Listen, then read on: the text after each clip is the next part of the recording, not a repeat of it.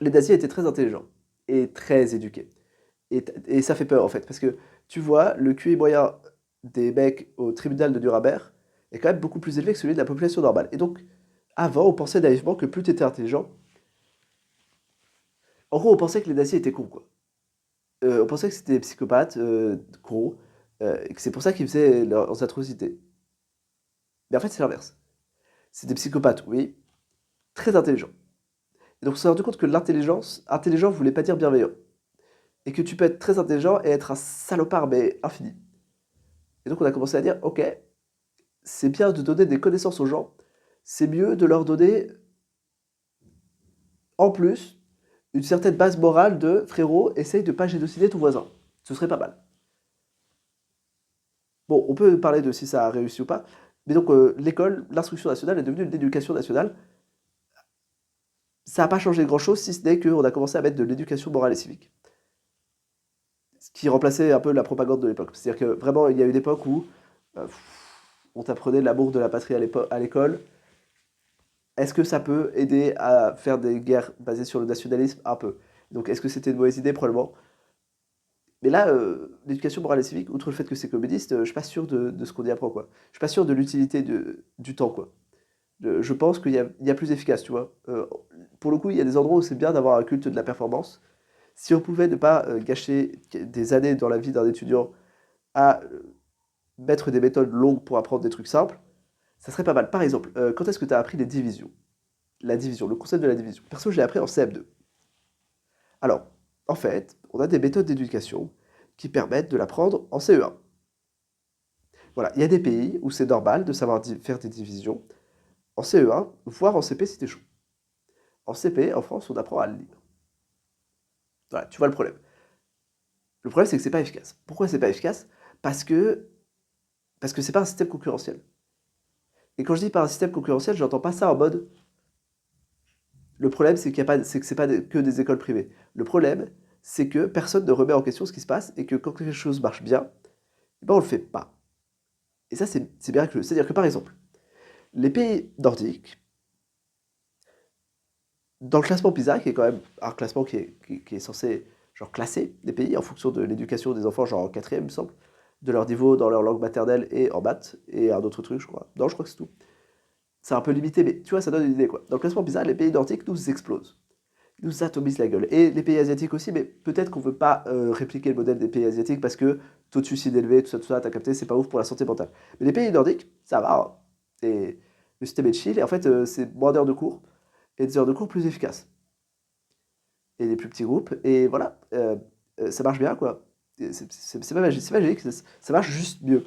Donc pourquoi on le fait pas?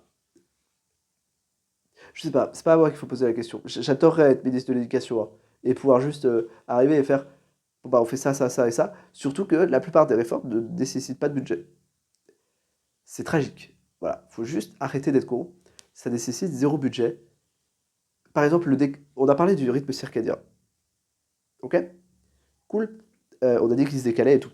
Bah, donc on peut décaler l'école avec. Genre commencer à 9h, voire 10 si vraiment on est chaud. Pour les adolescents, genre collège-lycée. Ça peut être une bonne idée en fait. Et il y a plein de trucs comme ça que tu peux faire et qui, qui sont juste des changements organisationnels, quoi. Pareil, il y a une. Ah oui, dans le côté sédentaire. Être sédentaire, ça rend con. Voilà, je sais pas comment le dire plus gentiment. La sédentarité, ça rend con.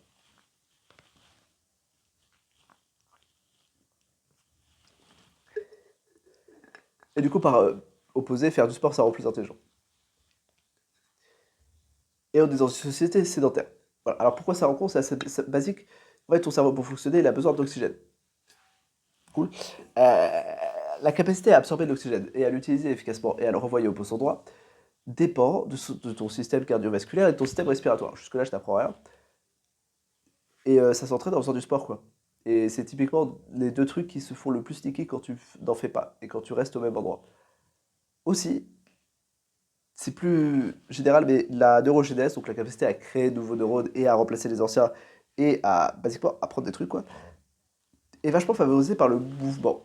Parce que les neurones, évolutivement parlant, j'ai un caillou, hop, et j'ai raté ma poubelle. Euh, Les neurones, évolutivement parlant, ça a été créé pour le mouvement. C'est fait pour ça, un neurone. C'est, à la base, des organismes qui ont besoin de se mouvoir dans l'espace de façon complexe ont créé les premiers neurones. Enfin, t'as capté. Ont évolué les premiers neurones et la perception de ton environnement. Qui est en fait typiquement deux choses que tu ne fais pas du tout quand tu es assis. Et enfin, l'abstraction, la capacité à réfléchir que dans sa tête, c'est un truc assez nouveau. D'ailleurs, Nietzsche, ce que j'aime bien Nietzsche, pour l'instant, j'ai pas encore parlé de Nietzsche, j'ai passé 2 heures à ne pas parler de Nietzsche, c'est miraculeux. C'est-à-dire que même dans ma disserte, en gros, dans toutes mes dissertes, il y a Nietzsche, quoi, euh, il disait faut pas faire confiance à une idée qui n'a pas été, qui a été écrite assis. Faut pas faire confiance à une idée qui a été faite assise. Assis, qui a été écrite. J'arrive pas à prononcer cette phrase, mais t'as capté. Et c'est pas faux. En fait, il y a un fondement scientifique derrière qui est juste, t'as des meilleures idées si tu marches. C'est pour ça que la plupart des philosophes marchaient beaucoup. Genre Kant, il faisait des balades, et c'est là qu'il pensait à ses idées. Et après, il s'asseyait pour les écrire. Mais entre écrire une idée et réfléchir, il y a quand même une certaine différence. Toutes les meilleures idées viennent sous la douche ou en marchant. Pourquoi? Parce qu'on n'a pas de stimulation. Et ça, c'est pareil, on a un truc. Ok, la concentration est bête. Alors, pareil, l'école, c'est le diable, épisode 2. Euh, la concentration humaine est faite pour avoir un pic qui dure pas très longtemps. Basiquement, à l'époque, notre capacité de concentration est adaptée pour ce pourquoi notre cerveau est adapté, c'est-à-dire la chasse. En gros, tu chasses, t'es ultra concentré parce qu'il y a un putain de tigre dans le sable qui va te casser la gueule, ou un mammouth qui t'a capté. Et donc, très courte période de concentration intense. Et quand je dis courte période, c'est 40 minutes à peu près. Voilà, voilà. C'est pas beaucoup, 40 minutes. Et ça peut monter jusqu'à 1 heure selon les individus, bref. Ça, c'est le max de la concentration, ok? Et en France, on a décidé qu'on aurait 8 heures de cours par jour. Eh oui, mais ça marche pas, hein. Eh oui, d'ailleurs, ça se voyait assez facilement. Par exemple, quand j'étais en terminale, j'avais une journée à 9 heures de cours. Les 2 dernières heures, mais j'étais pas là. Enfin, j'étais là, hein, physiquement. Mentalement, j'étais absent. Et on était tous absents. Parce que c'est con, faut pas faire ça. Faut juste pas faire ça. Faut mettre des journées de 6 heures max. Max. En Allemagne, ils font ça et ça marche très bien. Je suis allé dans un lycée allemand en échange. Et une semaine dans un lycée allemand, le retour en France, il me faisait mal. Parce que ça marche juste mieux. Et c'est plus agréable. Et ça aussi, il y a un truc bizarre qu'on a intériorisé, probablement avec la révolution industrielle aussi. Est-ce que je vois la révolution industrielle comme... Qu'on soit d'accord, la révolution industrielle a amené plein de choses très positives. Notamment une augmentation immense de l'espérance de vie avec les technologies et une réduction, euh, une augmentation du confort de vie immense. Enfin, je veux dire, je suis dans un appartement chauffé, à moins de 200 euros par mois. Enfin, plus maintenant, vu qu'il m'augmente mon loyer, c'est pas tard. C'est pas le sujet. Mais bref, et ça à l'époque, c'est impensable. J'ai basiquement accès, on a tous basiquement accès au même luxe qu'un roi de l'époque. Genre, on peut prendre des bains chauds. Waouh, c'est miraculeux. On peut voyager, c'est une dinguerie. Bref, la révolution industrielle a amené plein de choses bien, attention. Je crache pas que sur la révolution industrielle, juste, j'admets que ça a aussi apporté des certaines historiques. Notamment, et je suis en train de perdre ma digression, c'est terrible. C'est-à-dire que là, j'ai digressé et j'ai perdu le fil conducteur.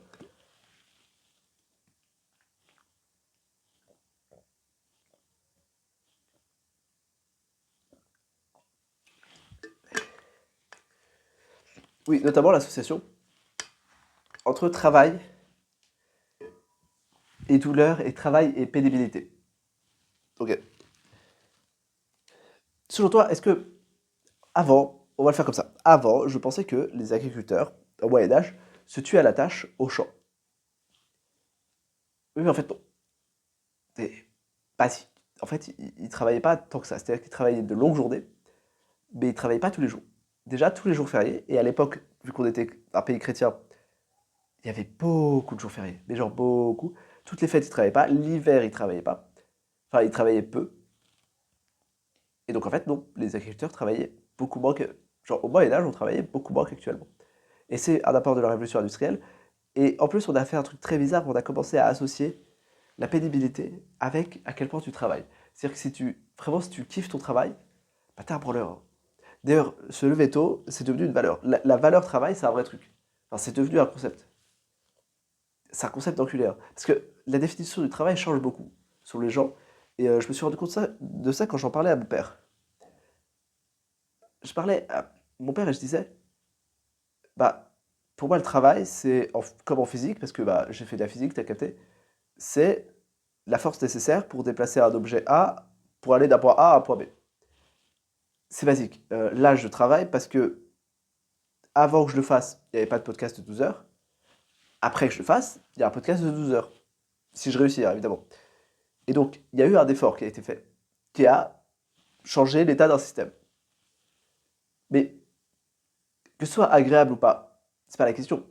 Que ça prenne du temps ou pas. En l'occurrence, le podcast de 12 heures ne peut que prendre 12 heures, puisque c'est du temps. Mais par exemple, quand je fais une dissertation, ou quand j'écris quelque chose, ou quand, ouais, quand j'écris quelque chose, bref, quand tu produis un travail, euh, si tu as deux mecs qui produisent la même chose, et que tu en as un qui met 1 heure et l'autre qui met 3 heures, bah, le mec le plus méritant, c'est le mec qui prend 1 heure. Et là, mon père, il était en mode, bah non. Et j'étais en mode, bah si, il a fait le même travail, c'est-à-dire le même déplacement, le même changement d'état d'un système, en moins de temps, tout en dépensant moins d'énergie. Donc, il a économisé de l'énergie, donc bien wesh. Et en fait, non, c'est pas comme ça que fonctionne le monde. C'est très bizarre. C'est-à-dire qu'on considère que plus tu mets de temps, plus finalement, tu vois, t'as travaillé. On associe la valeur travail est associée au temps. Ce qui est très bizarre, parce que du coup, ça promeut une certaine forme d'esclavagisme. C'est-à-dire que Nietzsche, oui, c'est la deuxième, et oui, ça va augmenter. Le nombre de citations de Nietzsche va augmenter, a dit tout homme qui ne possède pas les 2 tiers de son temps est un esclave. Si tu travailles 8 heures par jour, t'es un esclave. Et c'est assez basique, hein. 8 heures par jour, tu peux plus rien faire à côté. Si, tu peux faire des trucs, tu peux manger, tu peux regarder la télé, mais t'as pas l'énergie mentale déjà de faire des choses. Enfin, t'as probablement pas l'énergie mentale de faire des choses très constructives, très créatives, très inspirantes. Et t'as pas le temps de faire les choses qui te rendent humaine, on va dire. Tu deviens un robot, basiquement. Et d'ailleurs, quand j'ai capté, je sais plus comment je l'ai capté, je crois que c'est un podcast de Lex Friedman, que robot, ça vient de la botte. Ma prononciation en russe est très discutable. C'est-à-dire que je comprends bien, mais je parle très mal. Et j'ai un accent dégueulasse. Mais en gros, c'est le verbe travailler en russe.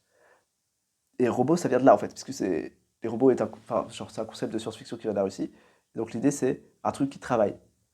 En fait, littéralement, tu deviens un robot. Genre, littéralement, vu que tu fais que travailler. Et comment est-ce que... En fait, c'est bon, on a mécanisé, quoi. On n'a pas tout mécanisé. Et donc, il y a encore besoin de gens qui travaillent très longtemps sur des tâches à la chaîne, et c'est tragique. Genre, si t'as déjà travaillé en usine, tu sais que c'est tragique de travailler à la chaîne.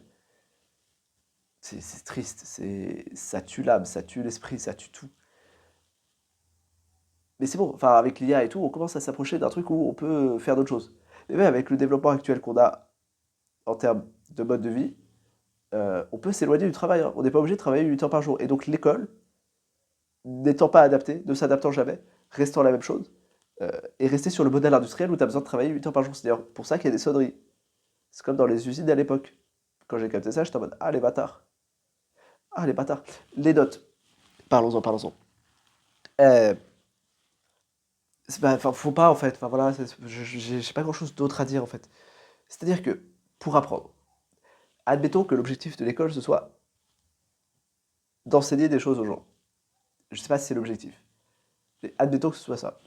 Dans ma tête naïve, c'est ça. Et ça devrait être ça, en tout cas. Pour apprendre facilement, c'est très simple. Pour apprendre, en général, tu as une cycle qui est essai, erreur, correction, on recommence. Jusqu'à ce qu'il n'y ait pas d'erreur, et donc tu passes au suivant. Ça marche avec tout. C'est comme ça que tu fais tout. C'est comme ça que tu apprends n'importe quoi. Ok. Sauf qu'il faut que le cycle soit court. Et plus le cycle est court, plus ton cerveau comprend vite et apprend vite. C'est-à-dire que tu fais un essai, tu te trompes, t'es corrigé. Par exemple, quand tu joues à un jeu vidéo, le cycle est ultra court.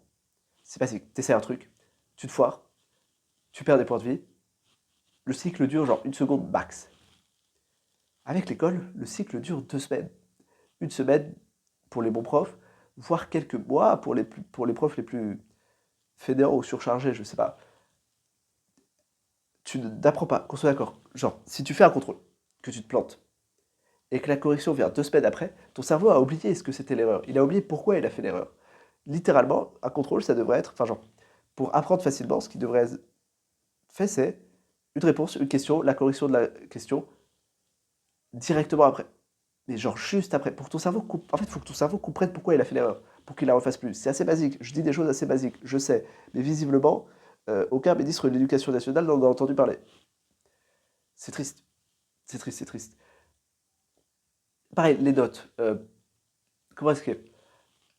En fait, quand, tu vois, quand on parlait de spirale descendante et ascendante sur la confiance en soi, bah, c'est la même chose. Il se trouve que l'anxiété réduit tes performances académiques.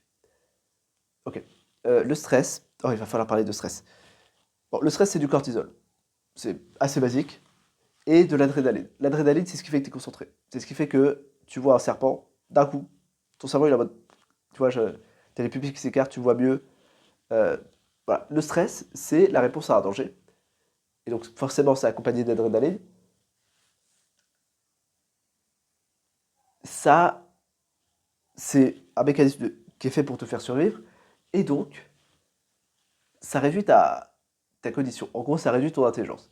Ça met toute ton énergie vers tes muscles, pas vers ton estomac. Ça enlève genre toute l'énergie des points non vitaux. Enfin, des trucs qui sont pas urgents, genre la digestion. Ça arrête la digestion. C'est d'ailleurs pour ça que la plupart des gens, quand ils sont très stressés, ont envie de vomir ou ont des problèmes de digestion. C'est de là que ça vient.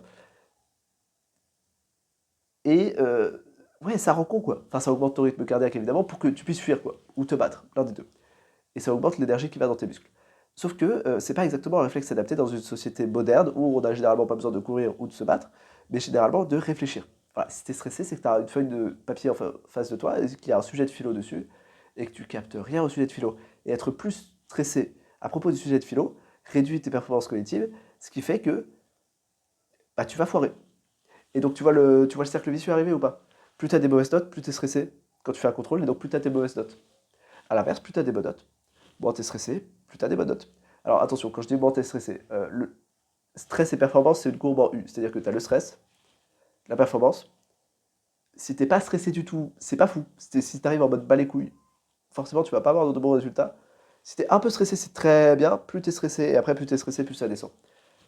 Ta performance, évidemment. Et donc voilà, tu vois le cercle vicieux sur les notes. En plus, il y a un truc sur la confiance en soi. Pareil. Plus t'as des bonnes notes, plus t'as confiance en toi. Donc, plus t'es sympa. Genre, plus t'as des signes extérieurs d'ouverture. Plus le prof te voit comme un élève sympa. Et donc, plus t'as des bonnes notes. Et ça marche avec tout. Par exemple, j'ai fait un nombre de conneries assez inimaginables. Pas assez inimaginables, mais en gros, j'ai fait des conneries, quoi. Normal. Sauf que moi, j'avais des bonnes notes. Et donc, quand on me chope à un endroit où je devrais pas être,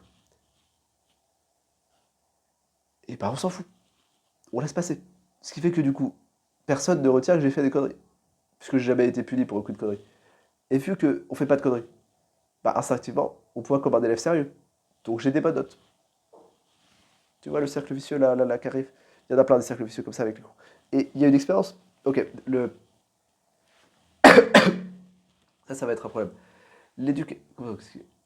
La vision qu'un prof a de l'élève change beaucoup son éducation.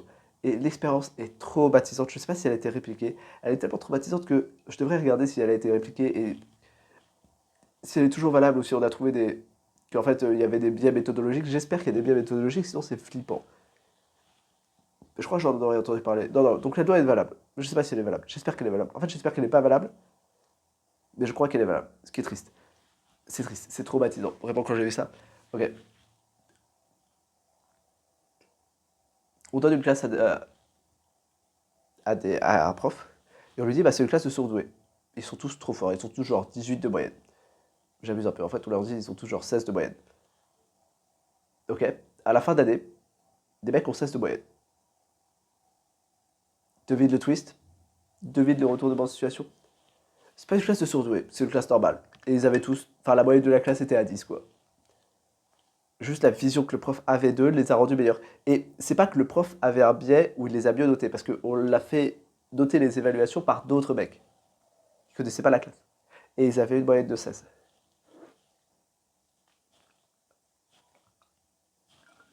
Tu vois les cercles vicieux? Tu les vois? C'est-à-dire que t'es un mauvais élève. Pour des raisons qui sont pas les tiennes, mais qui sont pas ta faute. Mais en gros, basiquement, je sais pas, tes parents sont pas très éduqués, enfin, sont pas d'un milieu socio-culturel très élevé. Quand t'étais petit, t'as pas vu beaucoup tes parents. Bref. T'es pas très éduqué. C'est pas ta faute, hein, mais voilà. T'arrives, t'as des mauvaises notes. Ok? Du coup, le prof te voit mal. Du coup, il te porte moins d'attention. Du coup, t'apprends moins. Du coup, t'as des mauvaises notes. Et ça s'enfonce. Et ça s'ajoute à tous les cercles vicieux qu'on a vus précédemment. Maintenant, tu vois l'inverse. T'as des bonnes notes. Le cercle vicieux, le prof, il te porte plus d'attention. Il répond plus à tes questions. T'as plus confiance en toi. Donc, tu lèves plus la main. Donc, tu te fais corriger plus facilement. Donc, tu fais plus d'erreurs qui sont corrigées directement. Donc, t'as des meilleures notes. Et ça commence très tôt. Vu que l'école commence très tôt. Vu que les notes commencent très tôt. Tu vois là, cette history? Oui, j'ai allumé mon chauffage parce qu'il commence à cailler très sévère. Tu vois là, cette history? Voilà, donc l'école, c'est cette history. Très fort, surtout dans le modèle français. Dans le modèle finlandais, ça va. Le modèle suédois paraît être le meilleur, surtout que on va parler de libéralisme. Parlons économie.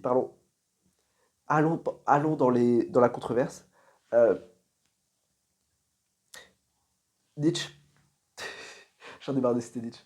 L'État est le plus froid des monstres froids. Il ment froidement. Et voici le mensonge qui rampe dans sa bouche. Moi, l'État, je suis le peuple.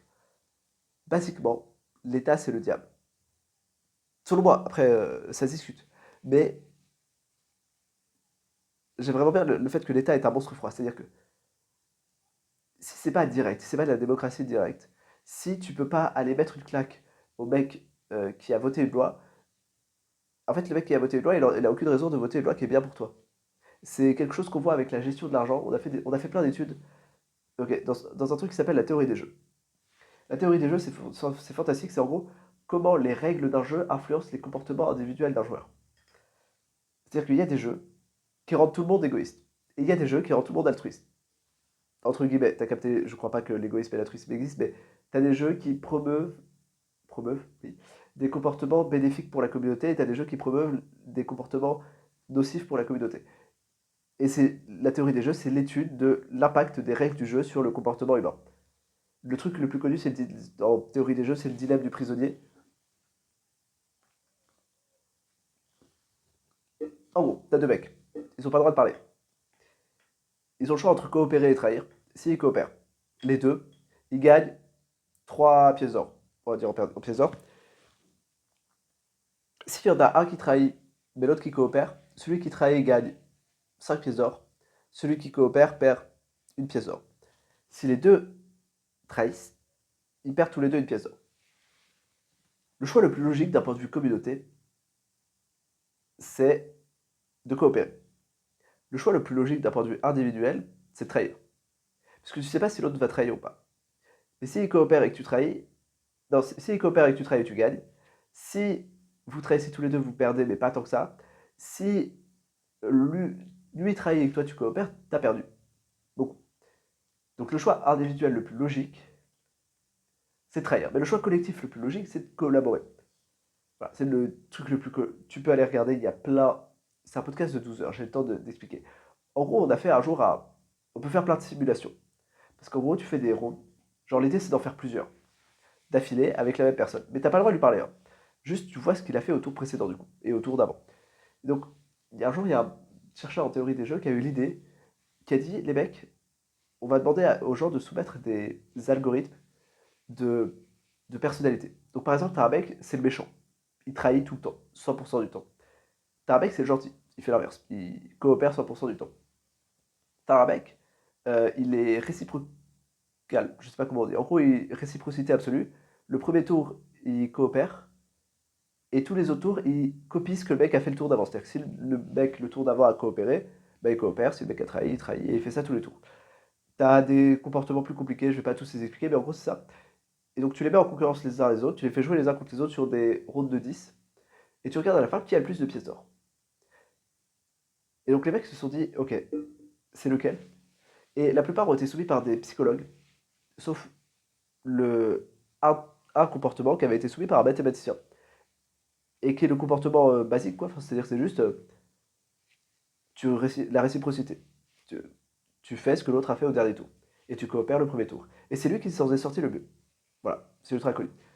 Bref, en théorie des jeux, c'était pourquoi à la base? Oui, libéralisme. On s'est rendu compte d'un truc, c'est que si tu confiais à quelqu'un d'autre la gestion Ok, si tu confies à quelqu'un la gestion de quelque chose qui n'est pas son argent, il le dépensait moins bien. Mais littéralement, il le dépensait beaucoup moins bien.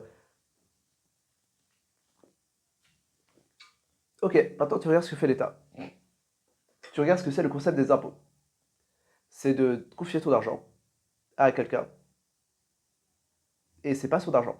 Et donc devine ce qu'il va faire. Il va le dépenser moins bien. C'était assez basique. Franchement, il n'y avait pas beaucoup à réfléchir. Ok, ça c'est d'un point de vue fondamental, théorie des jeux et tout. Et on peut te le faire d'un point de vue global. En gros, bon, en état, c'est mieux. Parce que, en fait, ouais, non, c'est vraiment ce que j'ai dit est vraiment fondamental. C'est-à-dire que la gestion des biens publics est désastreuse parce que c'est pas les biens des gens. Et parce qu'il n'y a pas d'incitation pour ceux qui gèrent les biens publics, donc le gouvernement basiquement et l'administration, à bien gérer les biens publics. Par exemple, le ministre de l'économie, eh ben, il s'en fout que le pays aille bien ou pas. C'est pas. En France, ça change rien à sa vie, que le pays aille bien ou pas. Il est payé pareil. À Singapour, le salaire du ministre de l'économie est indexé sur le PIB. Alors on peut discuter de si le PIB est une bonne mesure ou pas, mais au moins le mec a une incitation à faire de la croissance, tu vois. Et c'est pareil pour tout. C'est pareil pour absolument tout. Et à une époque, les mecs avaient une incitation assez forte à bien gouverner. Spoiler, ça s'appelle la guillotine. Voilà, c'est-à-dire que à une époque, les mecs avaient peur d'une révolution. Et bizarrement, eh ben, tu fais pas de conneries quand tu as peur d'une révolution. Tu gouvernes dans l'intérêt de ton peuple. Chose miraculeuse. Maintenant, c'est un peu moins le cas. Faut le dire, les mecs gouvernent pas exactement dans l'intérêt du peuple. Ça se voit assez bien par un certain nombre de réformes qui sont toutes plus désastreuses les unes que les autres. Genre, par exemple, on parle beaucoup de la dette. En France, on doit avoir 70 milliards d'intérêts de la dette. Mais la dette, c'est facile à payer, hein. Les 100 milliards, je te les retrouve en. Genre, moi, président, mais les 100 milliards, mais. Troisième mois, en 3,49,3, je te retrouve les 100 milliards, hein. C'est vraiment pas compliqué. Déjà, on a 40 milliards qui sont CICE, crédit impôt à la créance, qui vont au CICE, crédit impôt à la création d'emplois. Les mecs aiment bien les acronymes, je sais pas pourquoi.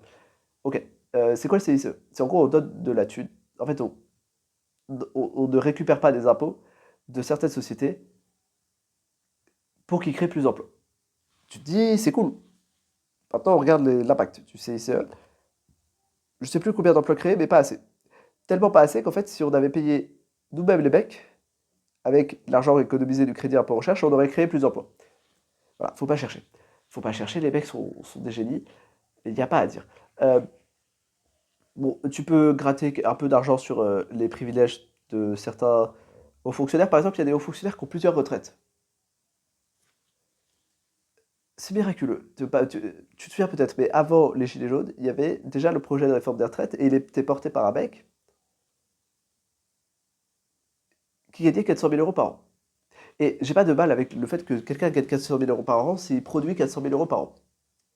C'est basique. Si le mec est CEO d'une société, enfin PDG d'une société qui produit de la valeur, il a le droit de récupérer une partie de la valeur. J'ai pas de problème avec ça.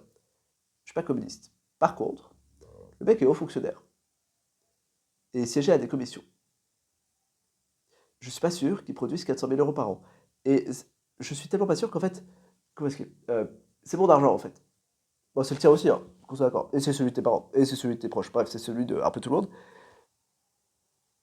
Donc, j'ai un peu un droit de regard sur comment il est dépensé, tu vois. C'est-à-dire que quand j'achète un produit d'une société, ce que je veux, c'est avoir un bon produit pas cher. Le fait que la société soit gérée de manière désastreuse, financièrement parlant, m'en fout un peu. Tu vois, et de toute façon, il y a une société d'à côté, si elle est mieux gérée financièrement, et ben le produit il est moins cher, et donc j'achète celui-là, et donc il n'y a pas de problème. Sauf que là, c'est mon argent, et il n'y a pas de société concurrente. Donc, j'aimerais bien avoir un droit de regard sur l'État, un droit de regard qui n'existe pas, hein. C'est-à-dire que, par exemple, une partie de l'argent est parti. Enfin, en gros, on a payé, genre, pour la crise Covid, des vaccins. Ok, cool. C'était probablement une bonne décision. Sauf que le prix auquel on les a payés est confidentiel. Oui, sauf que c'est mon argent en fait. Enfin, t'as pas le droit de dépenser mon argent et me dire, par contre, tu sais pas comment il est dépensé. C'est pas possible en fait. Et donc voilà, globalement, l'État, à petite dose, pourquoi pas, mais très petite dose. Et le système suédois, c'est merveilleux. C'est-à-dire que bon, les mecs, ils arrivent, ils te disent, ok, chaque famille, enfin chaque enfant, a le droit à un coupon pour aller à l'école par an. Et t'es en mode, ok, pourquoi faire un coupon? Et le coupon est égal à une certaine somme, j'ai oublié la somme, mais on s'en fout. Et c'est l'État qui te le paye. Donc, il n'y a pas d'inégalité d'accès aux écoles. Par contre, il y a une concurrence dans les écoles. C'est-à-dire que les écoles, tu peux créer une école. Avec cette famille, tu peux créer une école. Et tu peux mettre ton enfant dans l'école que tu veux, avec ce coupon. Et du coup, il y a un système de concurrence. Et du coup, les mecs, ça fait des écoles qui s'améliorent. Toutes seules. T'as pas besoin de payer des mecs à l'État, genre. T'as besoin de payer personne à l'État pour comprendre comment ça fonctionne et essayer de changer le système. Et essayer de changer le système partout. C'est un système concurrentiel et donc forcément, ça marche mieux. Puisque dès que tu as une école qui fait mieux que les autres, d'un point de vue académique, parce que l'examen national est toujours le même, et il est chaque année, je crois. Je suis pas sûr, faudra vérifier. Dès que tu as une école qui fait mieux, bah les autres copient. Sinon, elles vont être en retard, sinon, elles vont perdre des étudiants, sinon, elles vont perdre de l'argent.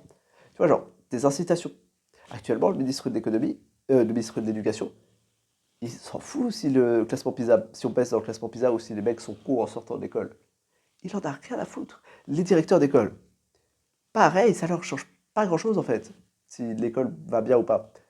C'est pas grand-chose du tout. Donc, c'est pas efficace. Alors que là, c'est efficace. Il y a eu d'incitation à faire des choses. Et les incitations, ça marche pour tout. Là, je lisais un livre qui s'appelle L'Almanach de Charlie Munger. Alors, il va falloir partir sur un peu d'investissement. De toute façon, c'est une sideway, hein. Oui, je viens de manger du sel.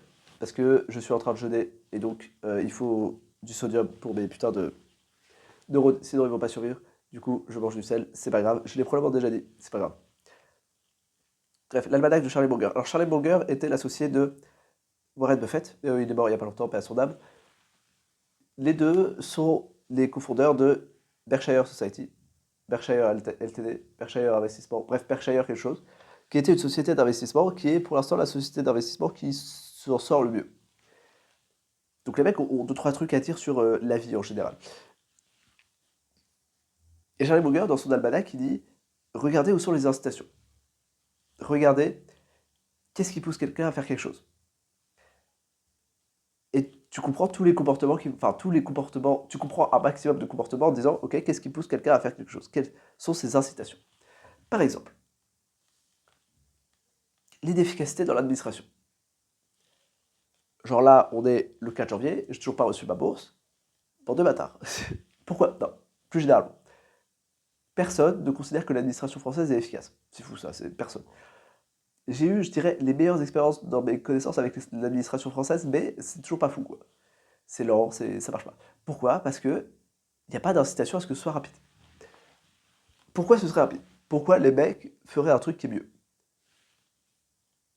Et voilà, il n'y a pas de raison. Il y a pas de raison. À part la satisfaction client. La satisfaction client, est-ce que la satisfaction client est une motivation suffisamment importante quand tu ne revois pas le client?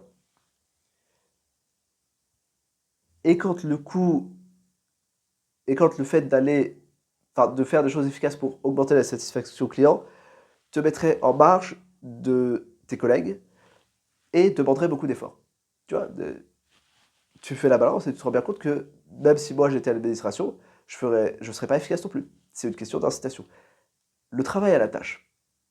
Alors oui, c'est controversé, mais le travail à la tâche, ça a l'avantage d'être efficace. Parce que ça a la bonne incitation. Ça a par rapport au travail à l'heure, j'entends. Si tu travailles à l'heure et que tu dois installer des radiateurs, par exemple, bah, tu installes tes radiateurs, mais tu prends ton temps. Enfin, de toute façon, tu t'en fous. Tu es payé à l'heure. Autant travailler plus, tu seras plus payé. Plus en termes de temps.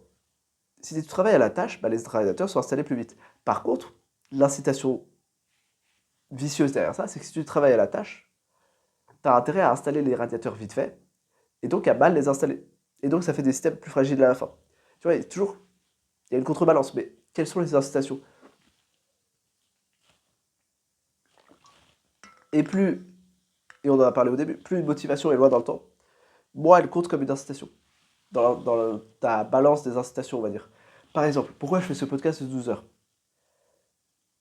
Très bonne question. Parce que je veux m'entraîner. Pourquoi je veux m'entraîner? Déjà, parce que je sais qu'à la fin, je serai fier de moi. Après les 12 heures, je vais être lessivé. Je vais m'endormir, mais comme un bébé, ce sera trop bien. Et je vais être fier de moi. Je vais être en mode, putain, je l'ai fait. Je suis un bâtard. Je suis trop fort. Aussi parce que je veux m'entraîner. Je veux entraîner l'endurance de ma voix. Je veux entraîner ce genre de choses. Et là, je viens de me rendre compte qu'on est à 2h30 de podcast. C'est-à-dire qu'il me reste plus ou moins. Je suis à un cinquième à peu près. Ce qui est bien, mais ce qui pourrait être mieux. Bref, l'endurance. Je vais entraîner l'endurance pour être le meilleur podcasteur. Pourquoi je veux être le meilleur podcasteur?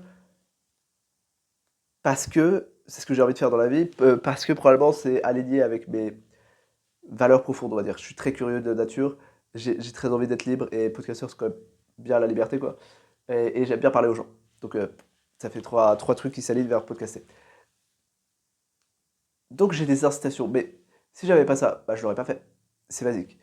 Et si j'avais plus d'incitation à faire quelque chose d'autre, par exemple si j'étais addict à la cocaïne, bah, j'aurais plus d'incitation à prendre de la cocaïne qu'à faire ça.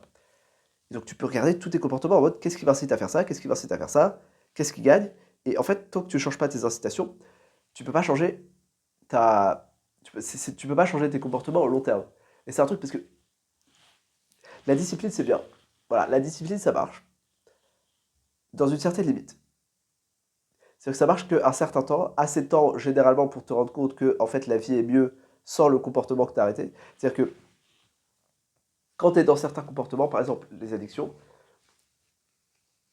t'es tellement, tu vois tellement court terme et t'es tellement dans le truc que tu te rends pas compte que en fait c'est de la merde. Mais si t'arrêtes, si tu lèves le pied et que tu prends un regard extérieur, tu te rends bien compte que en fait c'est pas ouf. Et en fait j'aime pas être sous.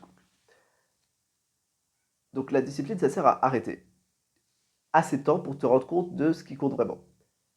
Ou à commencer quelque chose dans la période qui dure pour te rendre compte que en fait t'aimes bien. Par exemple faire du sport, au début c'est dur. Une fois que tu as commencé, tu te rends compte de tous les bénéfices. Une fois qu'en utilisant ta discipline, tu as commencé, tu te rends compte de tous les bénéfices. Tu te rends compte que c'est trop bien pour la santé mentale, c'est trop bien pour l'intelligence, c'est trop bien parce que bah, t'aimes mieux ton corps. Avoir de la force, c'est l'un des trucs qui est le plus. C'est basique, mais en gros, plus il y a une corrélation chelou en mode la force est inversement corrélée à la dépression. C'est-à-dire que plus t'es fort, moins t'es dépressif, en moyenne. Évidemment, il y a des exceptions, mais voilà, généralement, plus t'es fort, moins t'es dépressif. Bref. Le sport, c'est trop bien. Mais il faut un certain temps avant de se rendre compte. Tu vois pas les effets tout de suite. Et le temps où tu vois pas les effets et où tu dois quand même faire du sport et où ça fait quand même mal, bah, c'est le moment où tu utilises ta discipline. Mais sur le long terme, tu peux pas utiliser que ta discipline. Parce que c'est un. Alors, ça, la discipline, c'est un truc assez bizarre.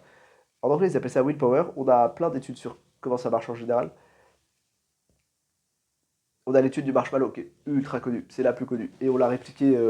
Celle-là, on l'a répliqué avec plein de variantes et plein de fois. En gros, tu prends des enfants, tu les mets dans une salle, tu leur mets un marshmallow devant eux, il n'y a rien d'autre dans la salle, tu leur dis je reviens dans 15 minutes. Si dans 15 minutes il y a toujours le marshmallow, je t'en donne un deuxième et tu peux manger les deux. Tu regardes des enfants qui mangent le marshmallow dans les 15 minutes, tu regardes ceux qui ne le mangent pas et tu les suis toute leur vie. C'est un peu chelou dit comme ça, mais voilà. Et tu te rends compte qu'en fait, ceux qui mangent pas le marshmallow et qui attendent le deuxième, donc déjà ils ont plus de discipline, c'est le concept. Et bah, ils font des meilleures études, ils gagnent plus, ils ont des meilleures femmes, bref, tout, tout pour gagner. Ou des meilleurs partenaires en général, parce qu'il y a aussi des filles, mais bref. C'est mieux, c'est juste mieux de ne pas manger le marshmallow.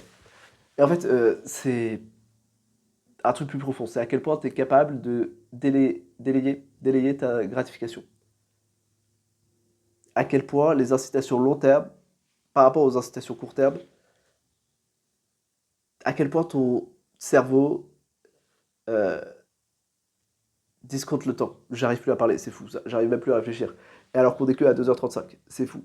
C'est terrible, ça va être long. À quel point ton cerveau, on a dit au début que plus c'était loin dans le cerveau, plus c'était loin dans le temps, moins le cerveau le comptait. Mais en fait, c'est pas, c'est vrai pour tout le monde, mais c'est pas vrai au même niveau pour tout le monde. Il y en a, si tu leur dis que c'est dans, tu leur donneras waouh, tu leur donneras une récompense dans 10 ans. Pour eux, dans le cerveau, ça fait la même chose que d'autres à qui tu dirais la récompense est dans un an. C'est comme ça, c'est injuste, mais c'est comme ça. En fait, c'est probablement éducationnel, peut-être un peu génétique. Bref, ça s'appelle déléguer la gratification. Et en termes d'incitation, c'est ultra utile. Voilà, c'est-à-dire que la discipline, c'est plus ou moins ça. C'est plus ou moins à quel point tu arrives à déléguer la gratification. Et ça s'entraîne. C'est-à-dire que il y a cette vision bizarre que la discipline est un stock fini. Et il y a certains modèles de vie qui sont applicables partout. Par exemple, est-ce que tu penses que tout peut s'entraîner ou pas? C'est un continuum, c'est-à-dire qu'il y a des gens qui pensent qu'il y a plus ou moins de choses qui peuvent s'entraîner. Bah, moi, je fais personnellement partie des gens qui pensent que tout peut s'entraîner. Quasiment tout. Mais vraiment beaucoup de choses. Et donc, un jour, j'ai entendu, bah, la discipline, c'est fini, genre, tu peux pas l'augmenter. Donc, ça sert à rien d'utiliser ta discipline. Puisque, à la fin, ça augmente pas. Et je te mode, bah non, tout peut s'entraîner. Si tu utilises ta discipline à fond pendant un jour, bah, le lendemain, t'en as plus. Et oui, la discipline est un stock fini par jour, comme l'énergie, comme la capacité à utiliser tes muscles. Mais tu dors, enfin, tous les niveaux remontent, et puis c'est bon. Tu peux faire plus de sport, et t'as plus de discipline le lendemain. Donc et donc j'ai testé, hein. La discipline est effectivement un truc qui s'entraîne. Si quelqu'un vous dit que vaut mieux pas utiliser sa discipline parce que de toute façon c'est un stock fini, c'est pas vrai. Dans une journée c'est un stock fini. Mais ça s'entraîne, ça s'augmente. Tu peux augmenter ta discipline. Mais tu peux pas non plus l'utiliser à l'infini. Voilà, c'est-à-dire que tu peux pas l'utiliser sur du très très très très long terme. Surtout qu'au début quelque chose est dur, ensuite ça devient ennuyeux. Et ça c'est la période dangereuse. C'est-à-dire que par exemple là, j'ai fait un jeûne de 7 jours. Enfin je suis au sixième jour du jeûne de 7 jours. Et je suis en train de péter un câble. C'est pas grave. Je suis au sixième jour du jeûne de 7 jours. Au début, c'était dur. Genre vraiment, c'est dur parce que, en gros, ce qui se passe, c'est que tu te retrouves avec une hypoglycémie parce que tu as deux systèmes pour énergie. En gros, ton corps peut se nourrir de deux types d'énergie. Soit il se nourrit du sucre, ce qui est le système normal, soit il se nourrit de la graisse, ce qui est ce qu'on appelle une cétose. La cétose, c'est la transformation de la graisse en cétose, euh, qui sont des molécules qui permettent d'apporter de l'énergie à ton corps aussi. Sauf que la cétose commence à peu près, disons, une journée après que tu sortes du mode où tu prends le sucre. J'ai oublié comment s'appelle le mode où tu prends le sucre. Donc il y a une journée où tu es dans la merde parce que ton corps a plus d'énergie. Mais littéralement, il prend plus de sucre, mais il prend pas encore de graisse. Donc tu fais une hypoglycémie de bâtard. Et t'as pas de cétose pour la remplacer. Donc c'est dur. C'est juste l'enfer. T'as zéro énergie, t'es t'es de mauvaise humeur, enfin bref, c'est pas ouf. Je ne recommande pas l'expérience. Mais quand c'est dur, c'est facile d'utiliser cette discipline, surtout si tu l'as entraîné avant. C'est facile de dire, ok, c'est dur, je continue. Parce que, en plus, si tu fais du sport, par exemple, c'est un muscle ce muscle dans le cerveau de, c'est dur, je continue. Tu l'entraînes assez facilement. T'as juste à faire des trucs durs et à continuer. Si tu fais du gainage et que tu fais 2 minutes de gainage et que tu as envie d'arrêter à 1 minute, bah tu viens d'entraîner ton muscle. Super. Bref, ce muscle-là, je l'ai entraîné. Par contre, le muscle c'est chiant. Il n'y a plus rien, c'est pas dur. Il faut quand même que je continue. C'est pas exactement de la discipline. C'est plus, je sais pas comment on pourrait appeler ça, mais en fait, ça s'appelle aussi de la discipline, mais il faudrait utiliser un autre mot, parce que c'est pas le même mécanisme dans ton cerveau. De se dire c'est chiant, mais je continue quand même. C'est juste chiant, c'est pas dur, c'est juste chiant. Par exemple, une fois que j'étais rentré en cétose, t'es en mode waouh, tu découvres les effets et tout. Pendant 2 jours, t'es en mode waouh. Genre là, typiquement aujourd'hui, c'est pas dur. Genre, je pourrais continuer pendant longtemps.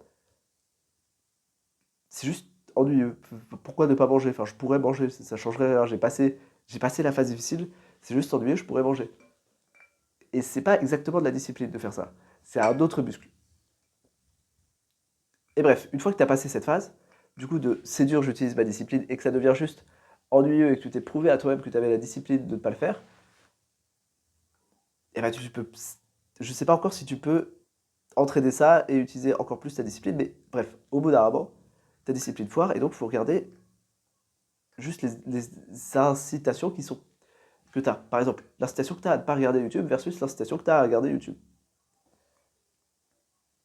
Et oui, ce point était extrêmement long juste pour revenir au fait que les incitations, c'est tout. Pourquoi il y a des guerres? Parce qu'il y a des mecs qui ont intérêt à faire la guerre. Pourquoi ils ont plus d'intérêt à faire la guerre qu'à ne pas la faire? Si tu augmentes l'intérêt que quelqu'un a à ne pas faire la guerre versus celui qu'il a à faire la guerre, eh ben il y a moins de guerre, c'est basique. C'est une idée de psychopathe, mais je suis quasiment sûr. Faudrait tester. Et en plus, d'un point de vue philosophique, je suis très pour.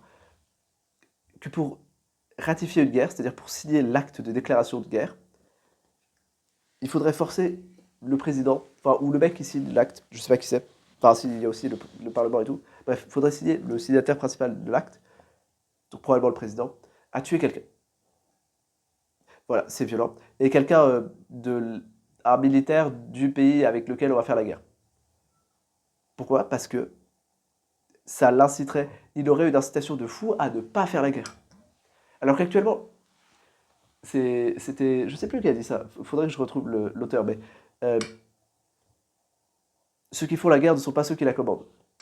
C'était dit après la Première Guerre mondiale. Mais c'est vrai, c'est-à-dire qu'il y a une époque où euh, ceux qui décidaient de faire une guerre ou pas étaient dans la guerre. Ils voyaient ce que c'était, ils tuaient des gens, il y en a certains qui se faisaient tuer, ils étaient là, quoi. Ils voyaient ce que ça faisait. Donc, tu peux dire que les guerres étaient plus humaines, entre guillemets. Par exemple, Moyen-Âge, les chevaliers et les seigneurs, bref, ceux qui décidaient de faire la guerre, étaient à la guerre. Donc, tu sens que d'un coup, tu fais moins la guerre pour des raisons à la con. Tu fais des guerres plus sérieuses. Et tu fais pas des guerres, genre, t'évites de génocider la moitié de ta population, quoi. Tu fais pas des trucs comme ça. Et après, au fur et à mesure que, bah, putain, c'est encore l'industrialisation, ça je reconnais. En gros, on a commencé à avoir une classe de dirigeants qui était plus militaire. C'est pas de bol, c'est arrivé comme ça, je sais pas exactement comment c'est arrivé, mais la classe de dirigeants était plus militaire. Donc, les mecs se sont mis à faire des guerres à la con. Mais vraiment à la con, c'est-à-dire que regarde les guerres actuelles. Les guerres actuelles sont déclenchées par des mecs qui n'ont jamais fait la guerre. Et avant ça, ce qui se passait, c'est que les guerres étaient déclenchées par des mecs qui avaient fait la guerre, mais qui n'allaient pas sur cette guerre précisément. Par exemple, la Première Guerre mondiale, donc l'abattoir. On a envoyé des millions de gens à l'abattoir. Et les mecs qui ont décidé de la guerre, ils étaient où? À Paris, à Berlin. Ils n'étaient pas à la guerre. Et donc forcément, tu vois qu'il y a un décalage d'incitation. Est-ce que les mecs sont... Tu vois le truc qu'on disait sur l'argent en théorie des jeux. Tu gères moins bien l'argent de quelqu'un d'autre que le tien. C'est vrai aussi avec la vie en général. Tu gères moins bien la vie de quelqu'un d'autre. Tu fais des moins bonnes décisions pour la vie de quelqu'un d'autre que pour la tienne. C'est plus ou moins vrai. Disons que t'as moins d'intérêt à la survie de quelqu'un d'autre qui n'est pas toi. C'est évident ce que je dis, mais à part ton âme sœur, mais quelqu'un que tu connais pas, un inconnu, t'as moins d'intérêt à sa survie que à la tienne. D'ailleurs, la plupart des gens, si tu leur donnes le choix entre lui ou toi, bah tu choisis toi, c'est normal. Moi aussi, je choisis moi. Et donc, les présidents, on est arrivé dans des guerres absurdes. Et dans des guerres où il se passait des choses absurdes. Parce que les mecs ne voyaient pas les conséquences de leurs décisions. Il y a une anecdote de la guerre de... Ça doit être la première, première guerre de Crimée? Pas sûr, faudrait que je regarde. Mais en gros, t'as de la cavalerie anglaise. Ils vont attaquer un campement russe qui est sur une colline. Ok? Ils reçoivent l'ordre d'attaquer trop tard. Genre, l'ordre arrive 4 heures trop tard. Parce que le commandant n'est pas sur place. Et tu vois déjà venir la douille? Le commandant n'est pas sur place. Et donc, l'ordre leur dit de charger. Sauf qu'entre-temps, les Russes, ils ont vu les Anglais, ils ont installé des canons. Donc, t'as la cavalerie. Et au-dessus d'eux, loin, sur des collines, t'as des canons. Qu'est-ce qui peut mal se passer? Évidemment qu'ils vont se faire massacrer s'ils font la charge. Les mecs sont des héros, ils font quand même la charge. Des héros ou des gros cons. Tu choisis. Tu choisis ton camp camarade. Les mecs sont totalement cons. Ou des héros, j'arrive toujours pas à savoir, j'arrive toujours pas à mettre en tête, ou les deux d'ailleurs. Ils chargent, ce qui devait arriver arrive. Ils sont tous massacrés. Tout ça parce qu'il y a un putain de commandant qui n'était pas sur le terrain. Et c'est basique, si t'es pas sur le terrain, t'as pas d'incitation à bien faire les choses. Et en plus, t'as une moins bonne compréhension des choses, de la situation. Ce qui forcément t'amène à prendre de pires décisions. De pires décisions, on dit de meilleures décisions, donc on doit pouvoir dire de pires décisions. C'est aussi un reproche qu'on peut faire à l'État.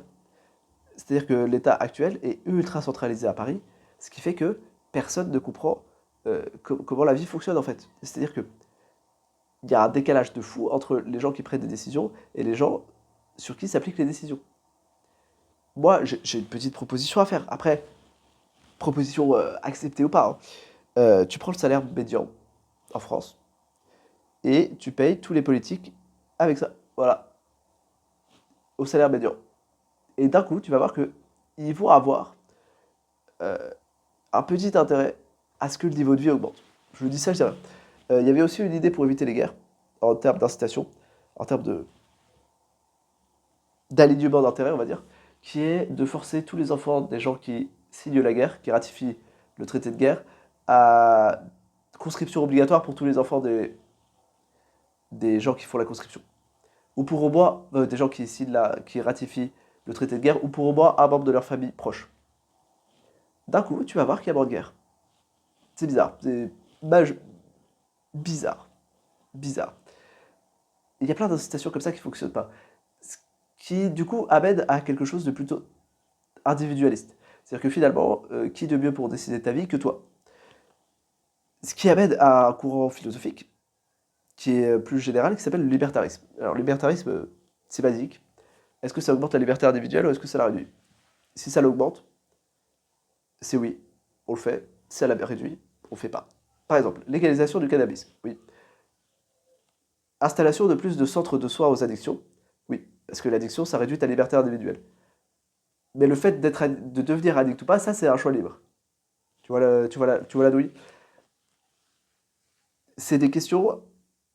Et après, il y a aussi une question sur est-ce que la question est une question? Ce qui est finalement l'une des premières questions qu'il faut se poser. C'est-à-dire que est-ce que vraiment on est obligé de répondre à cette question? Est-ce que le problème, c'est pas juste de poser ça comme un problème? Est-ce qu'il n'y a pas juste finalement pas de problème en fait? Est-ce que la solution, c'est pas juste de considérer qu'il n'y a pas de problème? Par exemple, en France, on a eu un débat légal de bâtard sur le changement de sexe à l'état civil. Comment on change de sexe à l'état civil? Est-ce que c'est possible? Qu'est-ce qu'on met comme sexe à l'état civil? Est-ce qu'on en met 2, 3, 4? Est-ce que... Ok, les mecs, j'ai une solution révolutionnaire pour vous. Il fallait peut-être se poser la question de est-ce que la question vaut le coup avant ou pas. Venez, on met pas le sexe à l'état civil. Ça sert à quoi? Voilà. Fin du débat.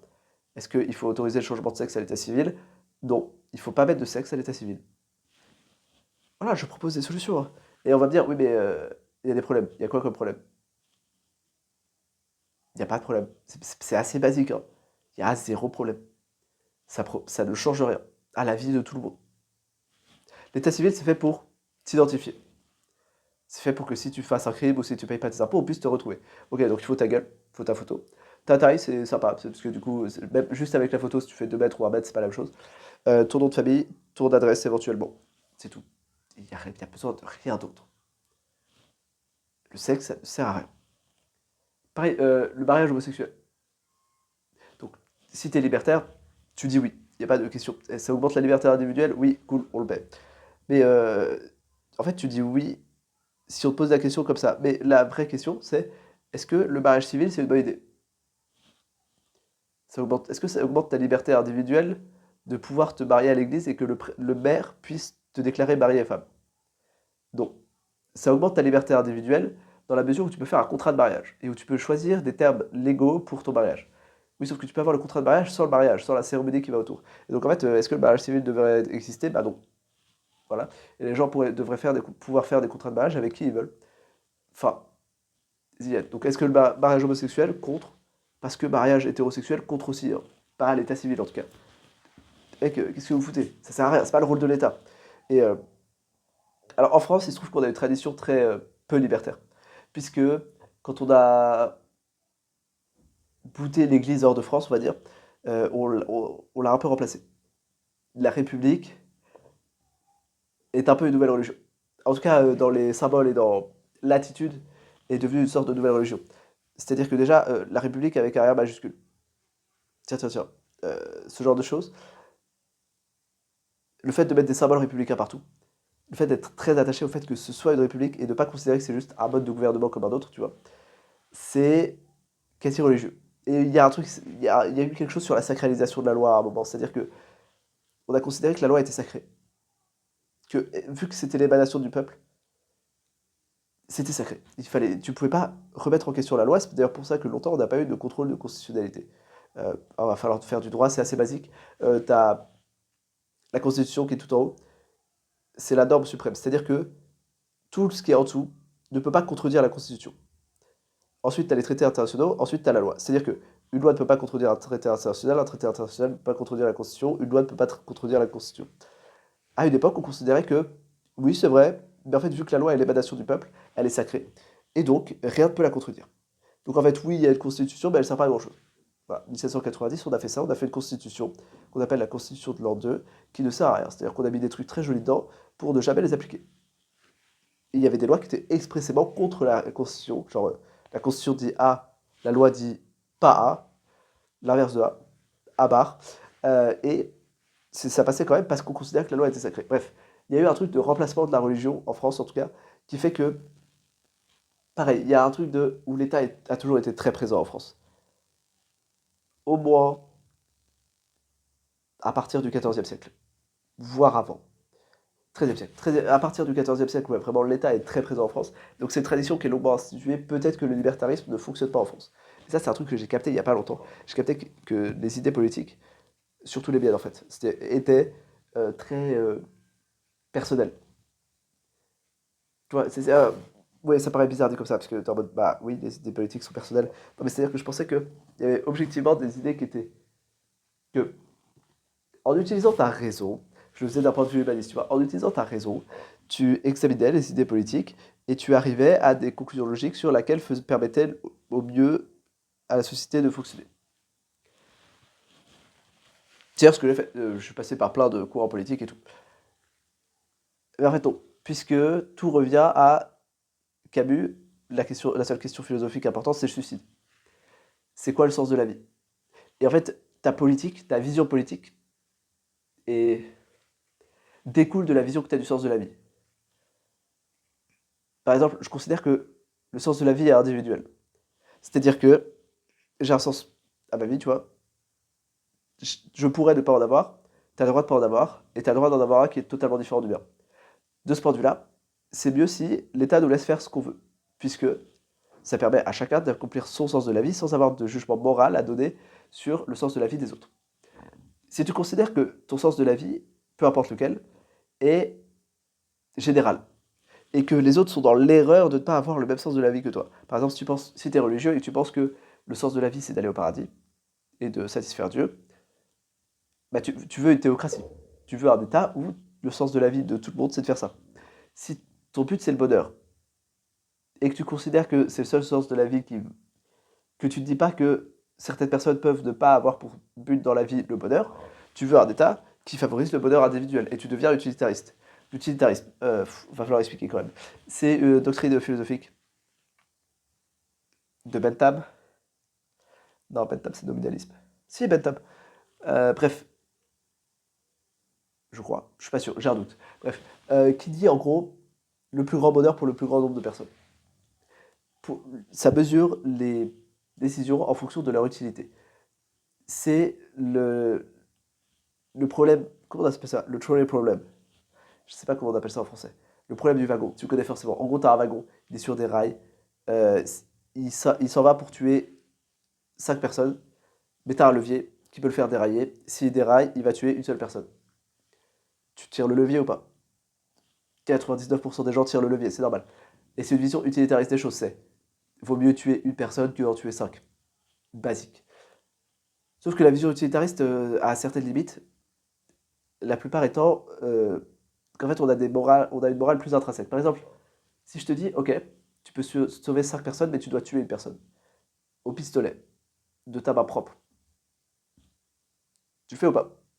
Ah, là déjà, tu vois, c'est plus 99% de oui, c'est un peu moins. Un peu moins. Et ce genre de choses, tu as plein d'exemples qui montrent la limite de l'utilitarisme. Parce qu'on a une autre vision qui est la vision absolutiste, des droits absolus. L'idée, c'est que l'humain a des droits absolus, et donc par exemple le droit à la vie, que tu ne peux pas individuellement enlever. Et donc tu es en mode, ah oui, mais du coup, je laisse crever les 5 personnes? Oui, absolument. Parce que la responsabilité de 5 personnes qui meurent va sur celui qui a mis en marche le train, pas sur celui qui ne tue pas le wagon. Genre, si tu tires le levier, tu tues une personne. Si tu tires pas le levier, tu tues 0 personne.